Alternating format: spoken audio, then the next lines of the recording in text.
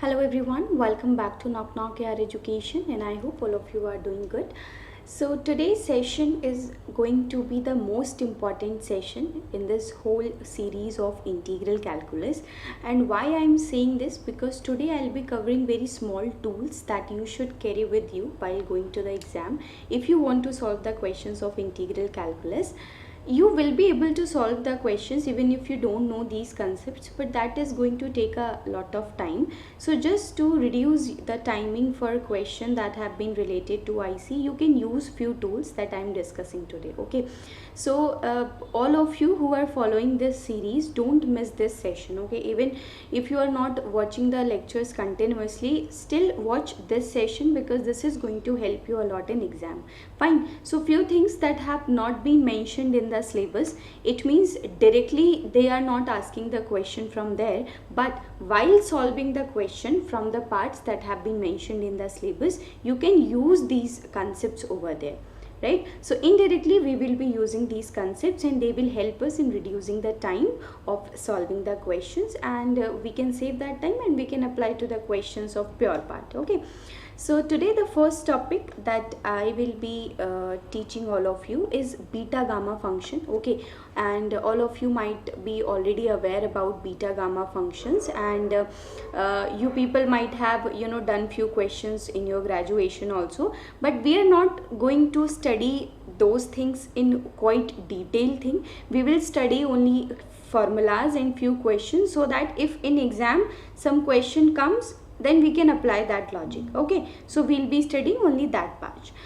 So first, if you see that we have a integral from where to where, from 0 to 1. Okay, that is from 0 to 1, and this is going to be your x to the power m minus 1, 1 minus x to the power n minus 1 dx. That will be equals to beta m comma n.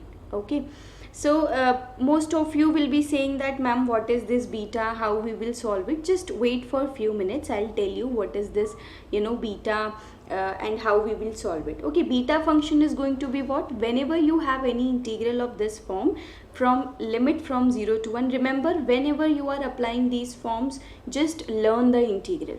Okay, if limit is from somewhere else to somewhere else, then you cannot do or you cannot apply this beta function. Okay, the limit of the integral has to be from 0 to 1, and if x to the power m minus 1, 1 minus x to the power n minus 1 dx is given, you can simply write it down beta m comma n, and within very 2 or 3 minutes we will learn how to solve this beta. Okay, so this will reduce your time while solving the questions, and if you don't trust me, then I'm just giving you one example.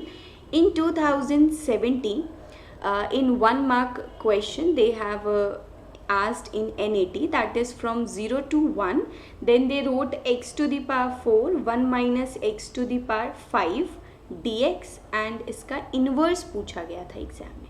ये 2017 का section C में 1 mark में एक question पूछा गया. अब मैं ये नहीं कह रही हूँ कि अगर आपको आज जो क्लास में मैं टूल्स बताने वाली हूँ आपको नहीं पता है तो आप क्वेश्चन सॉल्व नहीं कर सकते हो.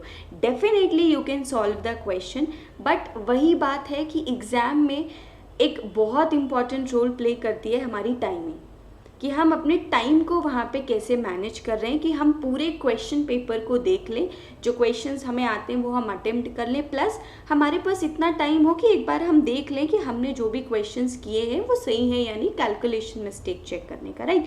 सो basically we have to work on our timing. So timing पे काम कैसे कर सकते हैं? एक तो एक्यूरेसी होनी चाहिए, दूसरा हमारे पास कुछ ट्रिक्स होनी चाहिए, टिप्स होनी चाहिए, जिसकी वजह से हम फटाफट से क्वेश्चन सॉल्व कर लें, नॉट इन अ लेंदियर वे.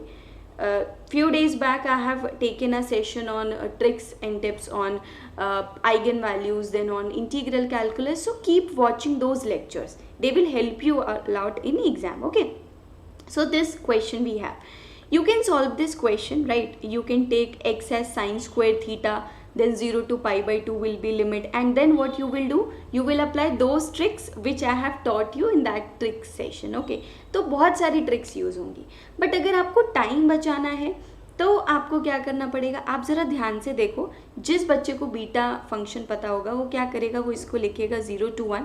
अभी मैं सिर्फ इस इंटीग्रल की वैल्यू सॉल्व कर रही हूँ। x to the power 5 minus 1, 4 को हम लिख सकते हैं 1 minus x to the power n minus 1, 5, that is 6 minus 1 dx.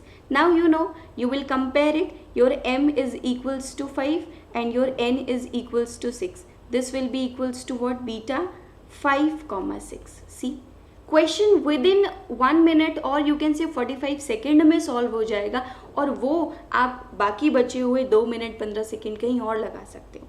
तो you have to play very smartly in the exam. Fine. So एक ये फॉर्मूला आपको याद रखना है बीटा फंक्शन का। This is the most important formula and this will help you a lot. जब भी आपसे एरिया निकालने को बोलेगा वहाँ आप यूज़ कर सकते हो, अगर अप्लाई हो रहा है। Change of order of integration में यूज़ कर सकते हो, कई जगह काम आएगा ये हमारे, ठीक है। So this is one part. Then एक और फॉर्मूला हम पढ़ेंगे यहाँ पे, बट उससे पहले let's just discuss about gamma function a little more.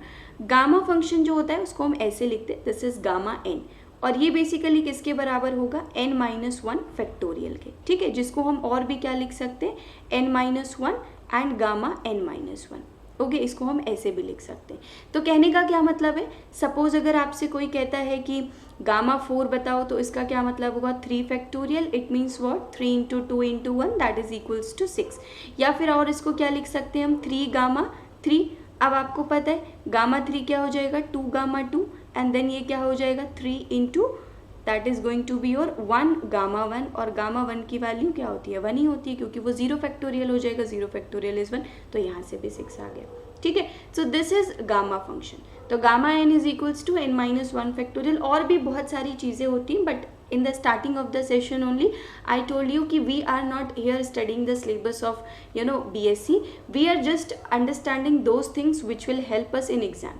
तो हमें सिर्फ उतनी चीज़ें ही पढ़नी है जितना हमें एग्जाम में काम आएंगी, ठीक है। तो एक तो आपको ये चीज़ याद रखनी है जो यहाँ मैंने डिस्कस करी, दूसरी आपको ये याद रखनी, ठीक। अब बीटा और गामा फंक्शन में एक रिलेशन है, उसको देख लेते हैं। जैसे बीटा m, n जो होगा वो इक्वल किसके होगा, गामा m, ठीक है। What is going to be gamma m, then gamma n, and then what we have gamma m plus n। Okay, this is the relation between what, between beta function and gamma function.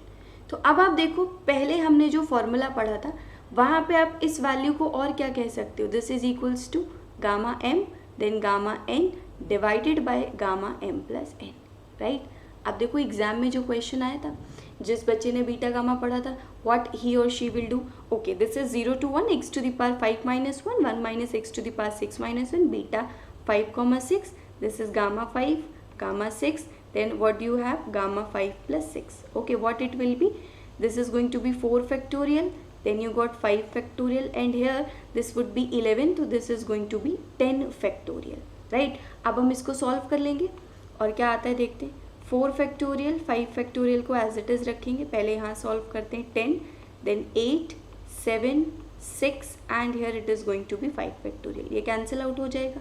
अब 4 factorial को क्या लिख सकते हैं, 4 into 3 into 2 into 1, right. तो अब आप देखो 4 और 2 जो है वो 8 से कैंसिल हो जाएगा, 3 जो है वो 2 से 6 को 2 से कैंसिल कर देगा, ये क्या बनेगा, that is going to be 10 into 1 by 10 into 7 into 2, that is 14, so it is going to be what, 4 into 3 into 2 into 1, so 4 will get cancelled out by this, okay, here there should be 9 also, fine, so it is going to be 9 also। now it is going to be which value, ये हमारे पास आ गई। अब क्योंकि हमें इसका inverse निकालना था, तो what it is going to be, अब इसका इन्वर्स निकालोगे तो ये डिनोमिनेटर में आ जाएगा, 10 into 9 into 7 into 2, okay, so it is going to be 140 into 9, और अब आप इसको निकाल सकते हो, कितना आ रहा है ये हमारे पास, that is going to be 1260।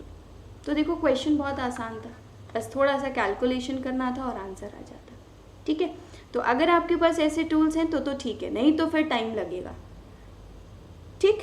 और एक रिलेशन आपको ये याद रखना है, दूसरा आपको ये याद रखना है। अभी मैं कुछ क्वेश्चंस कराऊंगी जहाँ पे हम देखेंगे कि इनका एप्लीकेशन पार्ट कितना अच्छा है, ठीक है। उसके बाद एक चीज़ और देखेंगे, हमारे पास क्या है, एक फॉर्मूला है 0 to infinity e raised to the power minus x to the power n minus 1 dx. Okay, यहाँ पे आप इसको डायरेक्ट लिख सकते हो क्या, ये हमारे पास गामा n के बराबर है. अब देखो इस फॉर्मूले की खास बात क्या है, अगर ये क्वेश्चन मैंने आपको सपोज ऐसा लिखा होता e raised to the power minus x cube 0 to infinity dx, है ना, ऐसा कुछ लिखा होता तो आप बाई पार्ट्स वगैरह लगाते, right. All of you know that by parts लगाते आप लोग, फिर इसको सॉल्व करते. और बाई पार्ट्स लगाने के लिए भी आप या तो नंबर ऑफ स्टेप्स में चले जाओ, या मैंने आपको जो बाई पार्ट्स की ट्रिक लगाई है वहाँ पे भी चले जाओ. बट वो बाई पार्ट्स की ट्रिक भी एटलीस्ट आप यहाँ पे करोगे तो, कि यहाँ इंटीग्रेशन करते चले जा रहे हो, यहाँ डिफ्रेंसिएशन करते चले जा रहे हो, राइट. तो at least it will take 45 seconds. But यहाँ क्या है, 0 to infinity e raised to the power minus x to the power n minus 1 dx. Directly you can write it down what gamma n, which will be equal to n minus 1 factorial. ये कुछ फॉर्मूले हैं जो मैं आपको दे रही हूँ, आप इनको एक शीट पे नोट करके रख लो, and wherever you are sitting just paste it on a wall so that आप इसको आते जाते एक बार देखते रहो, तो by the time of exam आपके दिमाग में ये सारे फॉर्मूले रहे. एक और formula, suppose we have 0 to infinity e raised to the power minus cx x to the power n minus 1 dx. यहाँ पे क्या होगा, this will be equal to gamma n divided by c raised to the power n. These are the formulas which will really help you in exam. This is my personal experience. Even Jin students ने अभी तक qualify किया है, okay, I have been teaching since 2 years. उन सारे students से आप पूछ सकते हो, they are going to help you in exam. Okay, और बहुत सारा टाइम सेव कर देते हैं. तो ये आपको कुछ 2 फॉर्मूले याद रखने, ठीक है. अब देखो कुछ क्वेश्चंस देख लेते हैं ताकि आपको ऐसा ना लगे कि हम इन फॉर्मूलाज को ऐसे ही पढ़ रहे हैं. Actually they help us in exam, ठीक है. सो कुछ क्वेश्चन करेंगे इनके बिहाफ पे और फिर देखते हैं कि आगे क्या करेंगे. आज हमें बहुत सारी अच्छी अच्छी चीज़ें देखनी है, ठीक है. So let's go to a question. Suppose we have a question from 0 to 1, then we have x square square root of 1 minus x to the power 5 and then here we have dx. Okay, तो अब ये question है, obviously substitution problem है. अगर आपने class 12th में और graduation में ये सारी चीज़ें सॉल्व करी हैं, you know that it can be solved by the substitution problem. Okay, but थोड़ा सा टाइम लगेगा. So what we can do here is that, हम क्या करेंगे, we will be taking this x to the power 5 is equals to t. क्योंकि अभी हमने एक फॉर्मूला पढ़ा, कौन सा, ये वाला जो x to the power m minus 1 1 minus x to the power n minus 1 है, ठीक है. अब इस फॉर्मूले को पढ़ लिया हमने, तो हम क्या करेंगे, इसको हमने t मान लिया, तो 5x to the power 4 dx is equals to हमने क्या कर दिया, dt कर दिया. अब लिमिट तो सेम ही रहेगी 0 to 1, ठीक है. x स्क्वायर को एज इट इज़ रखा, ये क्या बनेगा हमारे पास, this is going to be 1 minus x to the power 5 t है, और ये माइनस हाफ बन गया. dx क्या बन रहा है हमारे पास, dt by 5x to the power 4. तो अब देखो आप यहाँ से ये चला जाएगा और ये स्क्वायर बचेगा हमारा, तो इसको हम क्या लिख सकते हैं, 0 to 1 1 by 5. अब ये x स्क्वायर है तो इसको हम क्या लिख सकते हैं, अगर हमें x स्क्वायर चाहिए, so what it will be, तो it will be t to the power 2 by 5 हो जाएगा. देखो क्योंकि x की वैल्यू यहाँ से निकालोगे t की पावर 1 by 5. अब x स्क्वायर चाहिए, लेकिन हमें क्या चाहिए, x की पावर -2 चाहिए. फिलहाल के लिए तो ये ऐसे ही है, क्योंकि यहाँ पे x स्क्वायर अगर आप रखोगे तो क्या आएगा, t to the power 2 by 5. Numerator में ले जाओगे तो क्या बनेगा, t की power -2 by 5, 1 minus t to the power -half and ये आया dt. अब देखो ये आसान नहीं हो गया. अब इसे हमें कैसे एक्सप्रेस करना है, यहाँ पे x to the power m-1 और 1 minus x to the power n-1 वही करना है. तो 1 by 5 0 to 1 1 माइनस x की जगह अब t है तो इसको आप x में रख लो अगर आप x में कंफर्टेबल हो. n-1 करना है तो क्या करें, 1 by 2 -1 कर दें हम यहाँ पे, ठीक है. तो क्या बन जाएगा, ये -हाफ बन जाएगा. यहाँ पे x to the power n-1 चाहिए होता है, n-1 और -2 by 5 रखा है, तो क्या आएगा हमारे पास, n की वैल्यू आप देखो, that is going to be 3 by 5. अगर मैं 3 by 5 -1 कर दूँ और ये क्या बन गया, बीटा 1 by 5 ऐसे रहा, that is going to be beta 3 by 5, 1 by 2. और अब आप देखो ये सॉल्व हो जाएगा इजीली हमसे, ठीक है. हो सकता है आपको मतलब ऐसा एग्जाम में क्वेश्चन देखने को नहीं मिलेगा, but I am telling you कि इसका एप्लीकेशन पार्ट क्या है, ठीक है. सो ये हमारे पास था पहला क्वेश्चन दैट वी डिस्कस्ड. अब देखो एक दो क्वेश्चन और देखते हैं हम लोग यहाँ पे। अभी जो हमने e raise to the power minus x to the power n minus 1 वाला पढ़ा, उसके भी आप पे एक क्वेश्चन देखते हैं। Suppose you have 0 to infinity, और ये तो बन जाते हैं बाई पार्ट्स में भी, आप देखोगे ऐसे क्वेश्चन बनते हैं, minus 2x x to the power 6 dx। अब कहाँ बाई पार्ट्स लगाने जाओगे? E raise to the power minus 2x by minus 2 integration किया, यहाँ एज इट इज़ रखा, फिर यहाँ इंटीग्रेशन करते गए, यहाँ डिफ्रेंसिएशन करते गए, इट विल टेक टाइम। अब अगर आप मेरी ट्रिक भी लगाओगे तो उससे भी आसान एक तरीका मैं आपको बता रही हूँ। तो इसको क्या करोगे, 0 to infinity E raise to the power minus C X बन रहा है देखो, and X to the power n minus 1, तो इसको क्या लिखोगे आप, ये तो 2 ही रहेगा, n माइनस 1 मतलब 7 माइनस 1 dx कर दो, तो n की वैल्यू आपके पास 7 आ गई, c की वैल्यू 2 आ गई, क्या था, gamma n and c to the power n, तो ऐसा बन जाएगा ये। तो ये क्या बनेगा, 6 फैक्टोरियल 2 टू दी पावर 7, आप इसको सॉल्व कर सकते हो। So they help us in exam, that is why I am telling you today these things. Okay, suppose we have 0 to infinity, और ये तो बन भी जाते हैं, हमने देखे हैं single integration double integration solve करते वक्त, x to the power 3/2 dx। Okay, तो यहाँ क्या बनेगा, 0 to infinity E raise to the power minus 4 X to the power n minus 1 बनाना है हमको, तो हम क्या बना सकते हैं, 5/2 माइनस 1 3/2 बन जाएगा यहाँ पे। तो ये क्या बनेगा, गामा 5/2, एंड देन यहाँ क्या आ जाएगा, 4 की पावर 5/2। अब आप में से बहुत सारे बच्चे ऐसे होंगे जिनको गामा 5/2 सॉल्व करना नहीं आएगा, तो वो भी अभी देख लेते हैं। गामा 5/2 एक फॉर्मूला याद है ना सबको, गामा n क्या था, n minus 1 gamma n minus 1। एक बार प्रैक्टिस करने लग जाओगे सब समझ आ जाएगा। तो ये गामा 5/2 है, क्या बनेगा, 3/2 गामा 3/2। फिर इसी फॉर्मूले को अप्लाई करो, क्या बनेगा, 3/2 1/2 गामा 1/2। और अब आपको टेंशन लेने की ज़रूरत नहीं है, याद कर लो गामा हाफ जो है वो हमारे पास रूट पाई के बराबर होता है, ठीक है। तो क्या बन जाएगा, 3/4, एंड ये आया root pi, it means what, 3√π/4 is going to be the answer. तो अब आप क्या करोगे, यहाँ पे उस वैल्यू को रख दो, गामा 5/2 की वैल्यू रख दो, आंसर आ जाएगा। अगर आप थोड़ा सा पुराने क्वेश्चन पेपर ऑब्जर्व करोगे तो वहाँ पे ऐसे भी क्वेश्चन पूछे गए, 0 to infinity E raise to the power minus x square, then you have X square dx, ठीक है। अब इन क्वेश्चंस को सॉल्व करने के लिए क्या करना है, बस इसी फॉर्मूले पे हमें रहना है। क्या करना है, एक्स स्क्वायर को टी लेट कर लो, what it will be, 2x dx is equals to dt।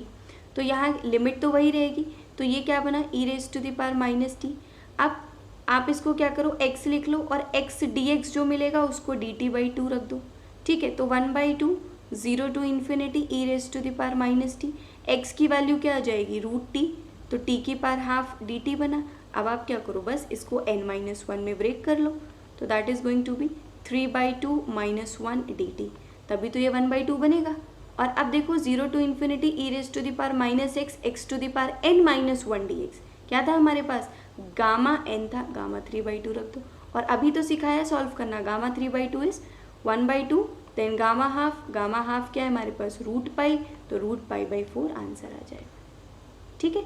सो ये कुछ टूल्स हैं जिनको अगर आप अपने साथ में रखोगे तो एग्जाम में आपको बहुत हेल्प मिलेगी, ठीक है। These are going to help you a lot in exam. अभी कुछ एक दो फॉर्मूले और हैं जिनको हम देखते हैं जो हमारी हेल्प करेंगे एग्जाम में। ऐसे ही एक हमारे पास इंटीग्रल और हमें देखने को मिल सकता है, क्या, suppose we have 0 to infinity, and यहाँ पे है हमारे पास x to the power m-1, और यहाँ पे हम लिख दें 1 plus x to the power m plus n लिख दें अगर हम, ठीक है। क्या लिख दिया हमने, 1 plus x to the power m plus n dx। तो इसमें भी हमको कुछ नहीं करना है, डायरेक्ट ये बीटा ऑफ m, n के बराबर हो जाएगा। सो इनको अगर याद कर लोगे तो काम आसान हो जाएगा, एग्ज़ाम में बहुत सारे क्वेश्चंस जो हैं वो बहुत इजीली सॉल्व हो जाएंगे, बहुत सारा टाइम नहीं लगेगा हमको, ठीक है। जैसे देखो एक क्वेश्चन डिस्कस करती हूँ मैं आपके साथ यहीं पे।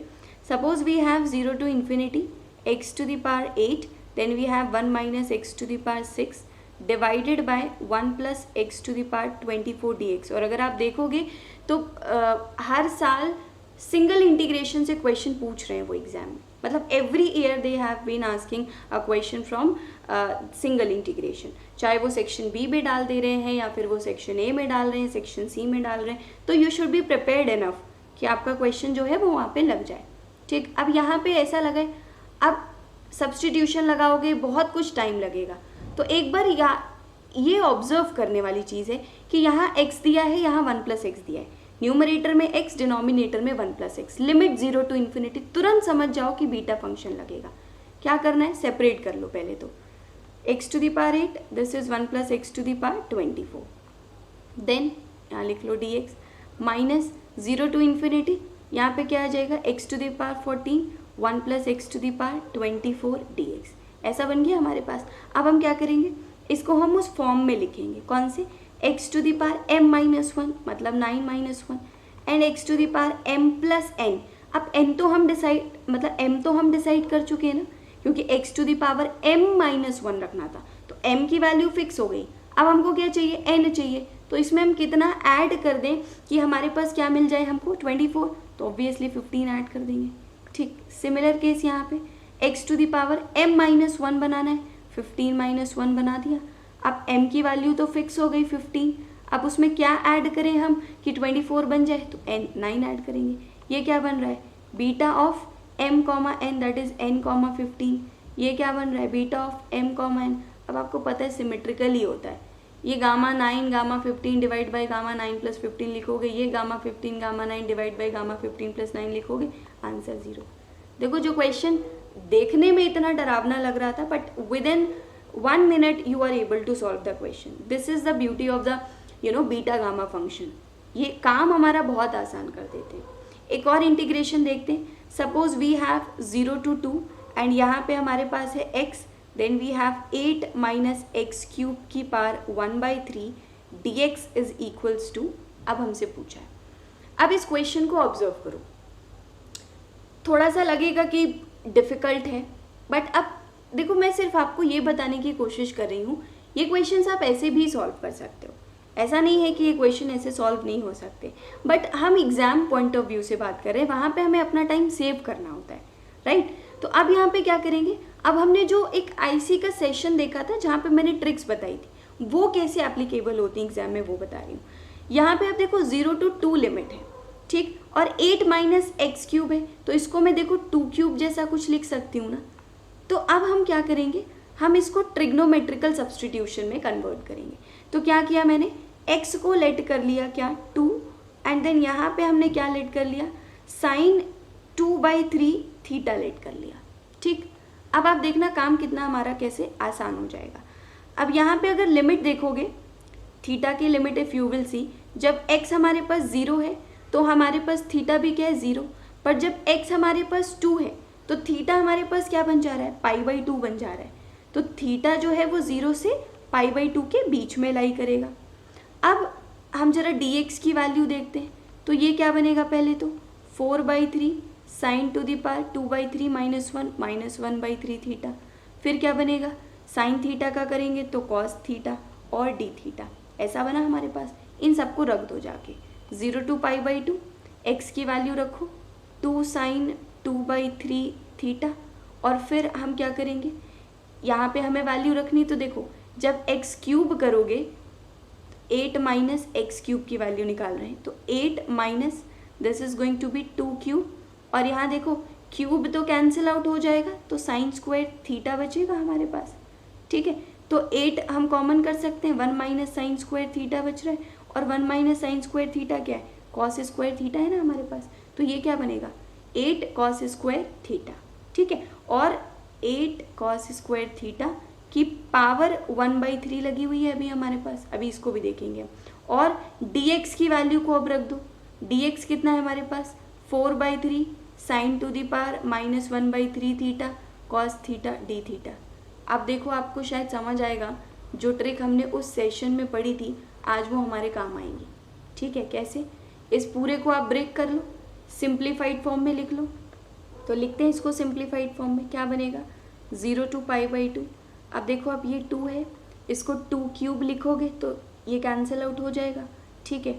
और हमारे पास यहाँ से 4/3 मिल रहा है हमको, वो लिख लेते हैं, ठीक। अब sin 2/3 और sin -1/3 क्या बनेगा, sin 1/3 थीटा। फिर यहाँ देखो cos 2/3 और cos theta, cos 5/3 theta and d theta, ऐसा बन गया। अब ये क्या बना 16/3 और अब आप याद करो, उस सेशन में मैंने आपको वॉलीज़ फार्मूला भी लिखवाया था, अगर आप सबको याद हो तो, और वॉलीज़ फार्मूले की हेल्प से अब ये क्वेश्चन सॉल्व होगा। तो कुछ क्वेश्चन सिंगल इंटीग्रेशन के भी आप प्रैक्टिस कर लो इन सारे कॉन्सेप्ट से रिलेटेड, क्योंकि ये आपको एग्जाम में बहुत हेल्प करेंगे। तो क्या था हमारे पास वॉलीज़ फार्मूला? वो था 0 to π/2, याद रखना लिमिट 0 to π/2 होनी चाहिए, sin raise to the power mx then cos raise to the power nx dx। और अब हम लिखेंगे क्या? वॉलीज़ फार्मूला, जो यहाँ पे एप्लीकेबल होगा।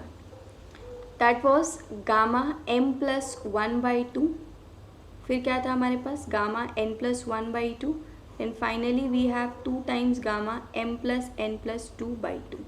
ये है हमारे पास वॉलीज़ फार्मूला, जिसकी मैंने आपको डिफरेंट ट्रिक्स भी बताई थी कि अगर हमारे पास यहाँ पे कॉस वाला टर्म मिसिंग होगा तो ऑड इवन करके हम डायरेक्ट ट्रिक लगा के आंसर लगा लेंगे। तो ये वॉलीज़ फार्मूला है, जिसकी ट्रिक्स मैंने एक सेशन में ऑलरेडी डिस्कस करी है, जिन्होंने नहीं देखा है जाके देख लो। इस क्वेश्चन में इसी चीज़ को हम लगा देंगे।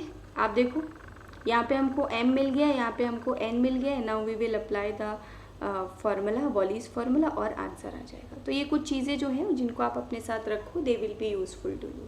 ठीक है, अब ये तो रही सिंगल इंटीग्रेशन से रिलेटेड बातें, जिनके बारे में हमने डिस्कशन कर लिया है।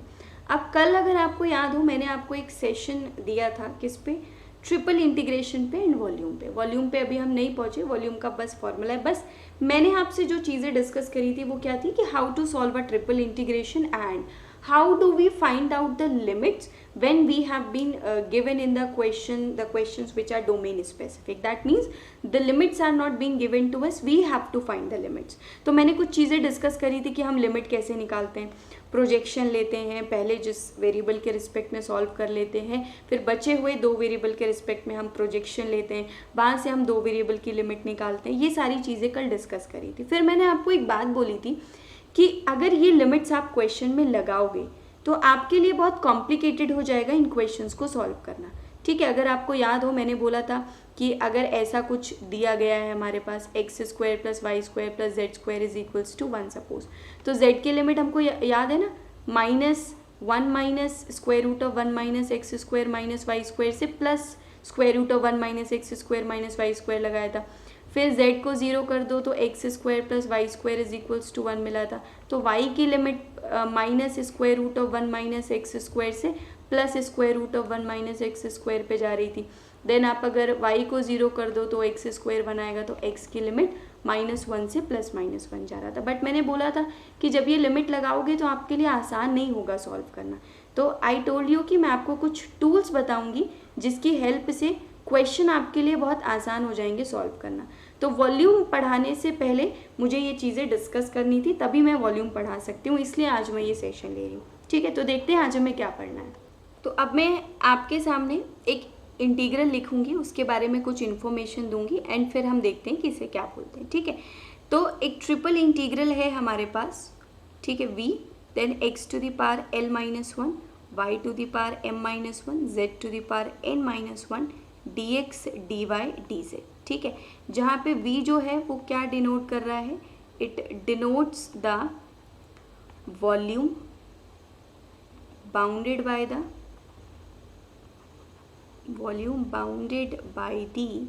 Coordinate planes. And I hope कि आप लोगों को कोऑर्डिनेट प्लेन्स का मतलब पता ही होगा। ठीक है, वो क्या है हमारे पास? x = 0 plane, y = 0 and z = 0। ठीक, एंड इसके अलावा एक प्लेन है हमारे पास, वो क्या है? x + y + z = 1। ठीक, तो मतलब एक ट्रिपल इंटीग्रल है हमारे पास, क्या? x to the power l-1, y to the power m-1, z to the power n-1, dx dy dz, जहाँ पे v डिनोट कर रहा है volume bounded by the coordinate planes and the plane x + y + z = 1। तो इस triple integral को हम क्या बोलते हैं? That is called as Dirichlet's integral. Okay, that is called as Dirichlet's integral. तो ऐसे ट्रिपल इंटीग्रल को हम डिरिचलेट इंटीग्रल बोलते हैं, जो इस वॉल्यूम पे, जो इस रीजन से बाउंडेड होके इस ट्रिपल इंटीग्रल को डिनोट कर रहा है। That is called as Dirichlet's integral. अब ये क्यों पढ़ रहे हैं? अभी थोड़ी देर पहले मैंने आपको एक कहानी सुनाई कि हमारे लिए जो, जैसे हमने change of order of integration पढ़ा, चेंज ऑफ वेरिएबल पढ़ा, क्या था? डबल इंटीग्रेशन सॉल्व करना मुश्किल था, तो वो एक टूल जैसे काम कर रहे हैं कि एक बहुत कॉम्प्लिकेटेड इंटीग्रल है जिसको हम नहीं सॉल्व कर पा रहे हैं, so we used change of order of integration and हमारा इंटीग्रेशन सॉल्व हो गया. So this is the same thing that we are doing here. एक ट्रिपल इंटीग्रेशन है that is very difficult for us to solve और it is taking a lot of time which we cannot give an exam. So what we are doing, we are just learning few tools that can help us in solving those big triple integrals. Okay, so that is why we are studying this. So this such kind of integral over this v is called as Dirichlet integral. So इसी से हमारे पास एक theorem बना दी गई है जिसको हमने क्या बोला है, Dirichlet's theorem. ठीक है, क्या कहती है ये थ्योरम अभी देखते हैं. So this theorem says कि अगर आपके पास v एक ऐसा रीजन है, if V is the region given by, लेकिन याद रखना जैसा स्टेटमेंट है एज इट इज़ ही आपको यूज़ करना है. ठीक, आप कुछ अलग नहीं कर सकते हो. अगर क्वेश्चन में ये सारी चीज़ें मेंशन है, कैसी, x greater than equals to 0, y greater than equals to 0, z greater than equals to 0 and क्या दिया है, x plus y plus z less than equals to 1. उस केस में ये जो डिरिचलेट इंटीग्रल हमने पढ़ा था, क्या x to the power l minus 1, y to the power m minus 1, z to the power n minus 1, dx dy dz, ये किसके बराबर हो जाएगा, this will be gamma l then gamma m gamma n divided by what, gamma l plus m plus n plus 1. तो देखो जो triple integral आप ऐसे सॉल्व करते, जो थोड़ा सा मुश्किल था हमारे लिए सॉल्व करना, उसका डिरिचलेट थ्योरम ने एक सिंपल से सोल्यूशन दे दिया कि इतने बड़े इंटीग्रल की वैल्यू सिर्फ इतनी होगी. और अब आपको गामा फंक्शन मैंने सॉल्व करना सिखा दिया है, जहाँ पे आई टोल्ड यू कि gamma p is equals to p minus 1 factorial. तो अब आपको इसमें भी कोई प्रॉब्लम नहीं होनी चाहिए. ठीक है, सो सिंपल सा आप देखो बन गया इतना बड़ा सा. अगर देखो ये रीजन हमारे पास होता, मैं आपको बताती हूँ इस इंटीग्रल की खास बात क्या है, इस थ्योरम की खास बात क्या है. अगर ऐसा होता, ठीक है, ये आपके पास दिया हुआ है, अब आपके पास ये इंटीग्रल भी दिया हुआ है, x to the power l minus 1, y to the power m minus 1, z to the power n minus 1, dx dy dz. आप मुझे एक बात बताओ, पहले आप क्या करोगे, z की लिमिट रखोगे 0 से 1 माइनस एक्स माइनस वाई, फिर आप y की रखोगे 0 से 1 माइनस एक्स जैसा मैंने कल सिखाया, फिर आप x की रखोगे 0 to 1, फिर आप एक एक करके सॉल्व करोगे with respect to x, then with respect to y, then with respect to z. और इस थ्योरम ने तो कुछ किया ही नहीं, उसने बोला लिमिट लिमिट नहीं निकालना है, हमें बस ये रख देना है. देखो कहाँ आप पूरे इंटीग्रल को सॉल्व कर रहे थे और इतनी सारी चीज़ें कर रहे थे, और कहाँ आपका काम इतना आसान हो गया. ठीक है, सो इस थ्योरम को हम क्या कहते हैं, डिरिचलेट थ्योरम. एग्जाम में ये आपको बहुत हेल्प करेगी. एज सच सिलेबस में मेंशन नहीं किया गया है, बट अगर आप इसका एप्लीकेशन पार्ट देखोगे that is very strong. In fact I my self have used it in many exams which I have give. Even jam के एग्जाम में भी मैंने खुद इन चीज़ों को यूज़ किया है. That is why today I am discussing these informations with all of you, क्योंकि टाइम सबको सेव करना है, मैक्सिमम नंबर ऑफ क्वेश्चन सबको सॉल्व करने हैं विद एक्यूरेसी. तो ये चीज़ें हमारे साथ में होनी चाहिए whenever we are sitting for any exam. Okay, so अब कुछ क्वेश्चंस देखते हैं इसके. हम लोग पहले एक छोटे से क्वेश्चन से शुरुआत करते हैं. ठीक, सपोज हमारे पास यही दिया होता कि ये निकालो v dx dy dz, जहाँ पे जो v है आपका that is the region that is being bounded by this. Okay, z greater than equal to 0, then x plus y plus z less than equals to 1. अब देखो मैं आपको बताती हूँ कि हमारे पास डिरिचलेट थ्योरम जो है वो इम्पॉर्टेंट क्यों है. क्या होता, हम अगर ये थ्योरम नहीं होती एग्जाम में आपके पास, तो आप क्या करते, 0 to 1 minus x minus y, then 0 to 1 minus x, then 0 to 1, और यहाँ क्या लिखते हैं, dx dy dz. ठीक है, अभी मैं इसको बिना थ्योरम के सॉल्व कर रही हूँ.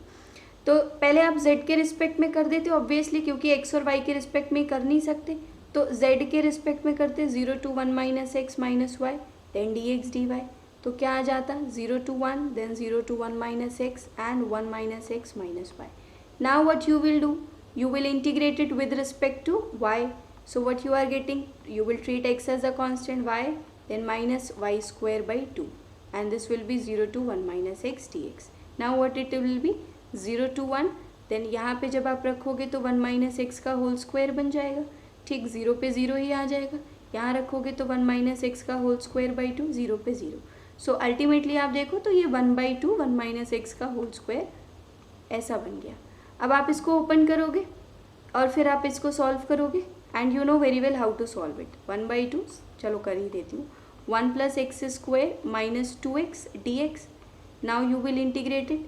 1/2 x plus x cube by 3 minus x square from 0 to 1. 1/2 1 plus 1/3, then here you got -1. Okay, this will get cancelled out. Answer is coming out to be 1/6. अब आप देखो आपने इतनी सारी कैलकुलेशन करी यहाँ पे, ठीक है. In this question you have done this much of calculation which is actually not needed in the exam. अब इसी क्वेश्चन को सपोज आप भी एग्जाम में बैठे हो और आपने ये सब कुछ किया. It took a lot of time and उसी एग्जामिनेशन हॉल में एक और बच्चा बैठा है जिसने इस क्वेश्चन को देखा एंड देन उसने इस डोमेन को देखा. क्या देखा? x greater than equal to 0, y greater than equal to 0, z greater than equals to 0, and he or she understood, okay, in this question I can apply Dirichlet theorem.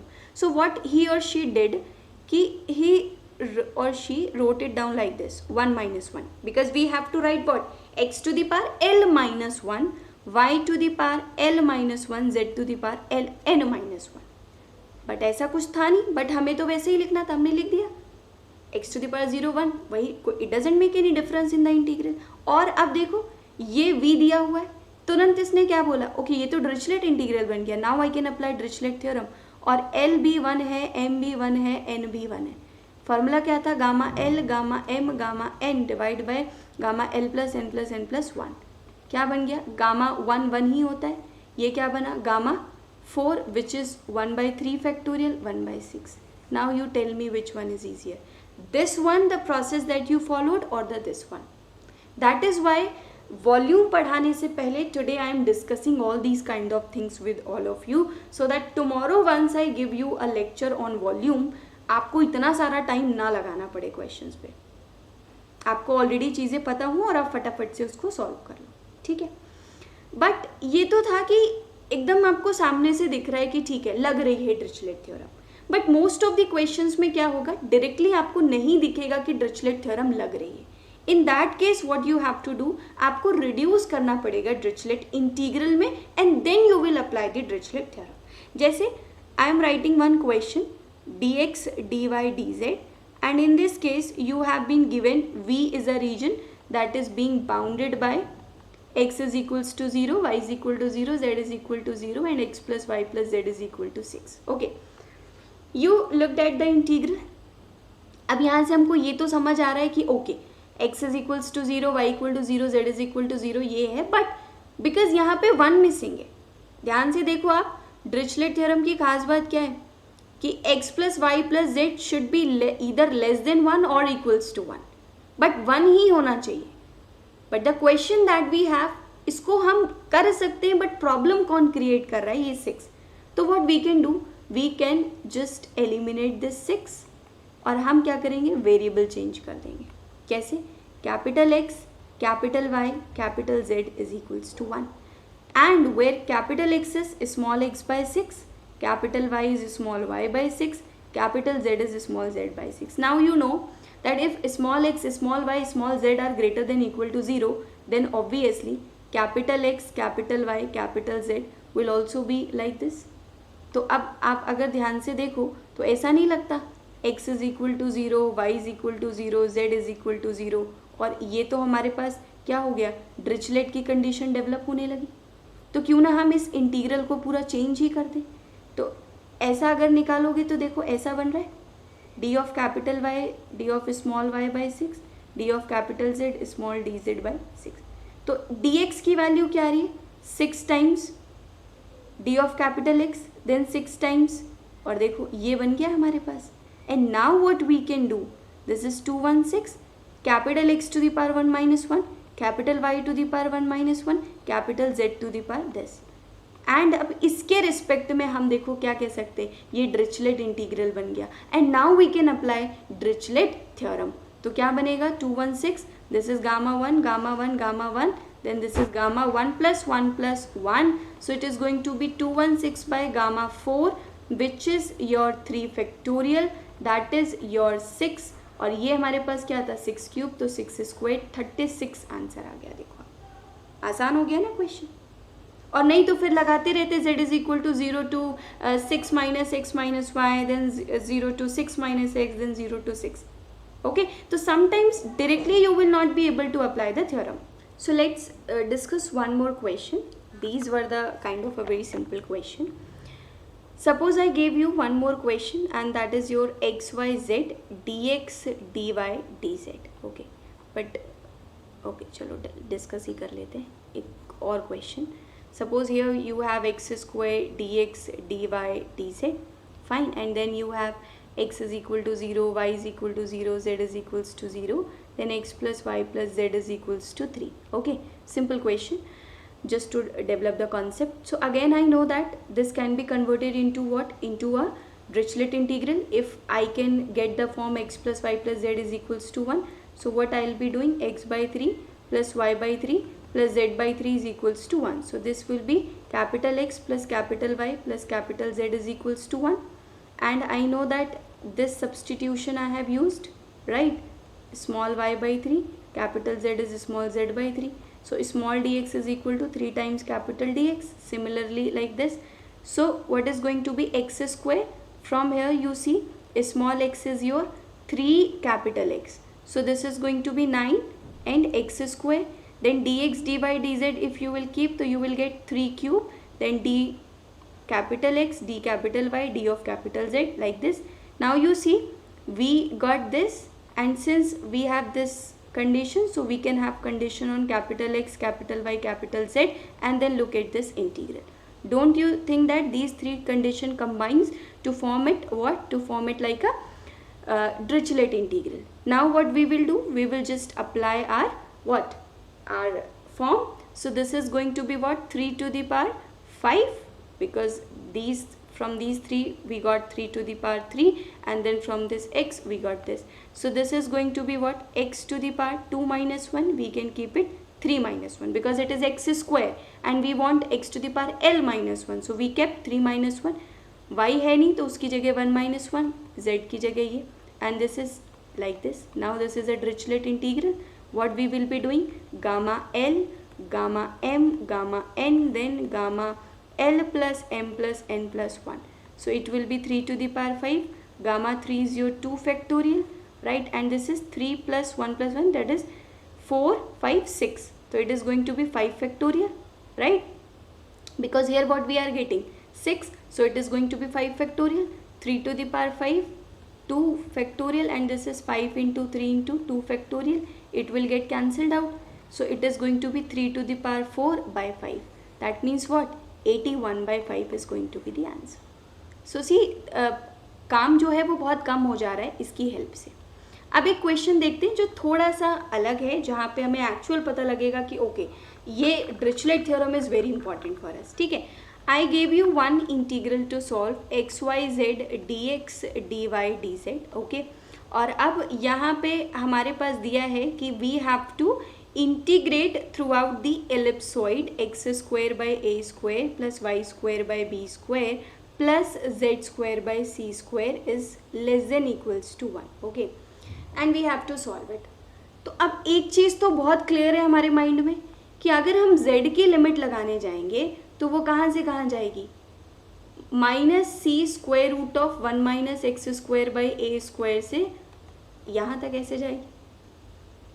y की limit में भी हमें ऐसे ही कुछ करना पड़ेगा, तो वो तो हमारे लिए काफ़ी डिफ़िकल्ट हो जाएगा.